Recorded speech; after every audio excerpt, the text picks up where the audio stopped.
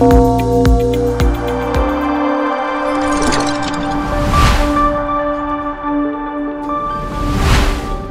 Business today रे आजिर मुख्य खबर। डाटा सेंटर हब हेब ओडिशा। ओडिशा रे खोलिला प्रथम एआई डिफेन्स लैब। विद्युत उपभोक्ता को प्रोत्साहन देउची टीपीसीओडीएल। राज्य रे रिलायंस खोलिब 25 नुआ स्मार्ट स्टोर। स्टेनलेस स्टील व्यवहार रे 8% अभिवृद्धि। राज्य को डाटा सेंटर रो एक हब रे परिणत करने को इलेक्ट्रोनिक्स और सूचना प्रजुक्ति विद्या विभाग बड़ योजना करुछि।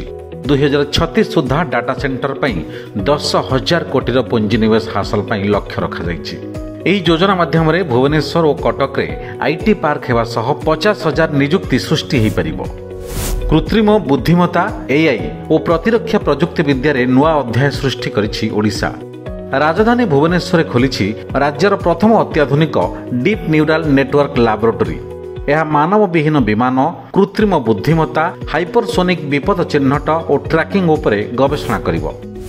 ठीक समय विद्युत बिल पैठ करथिबा उपभोक्ता माननकु पुरस्कार देउछि Tata power central Odisha distribution limited TPCODL.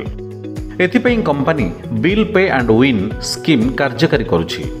Lucky ड्र माध्यम रे भुवनेश्वर सर्कल रु 80 जन भाग्यशाली उपभोक्ता को चयन करा जाई मोबाइल और अन्य आकर्षणीय पुरस्कार प्रदान करा जाउछि।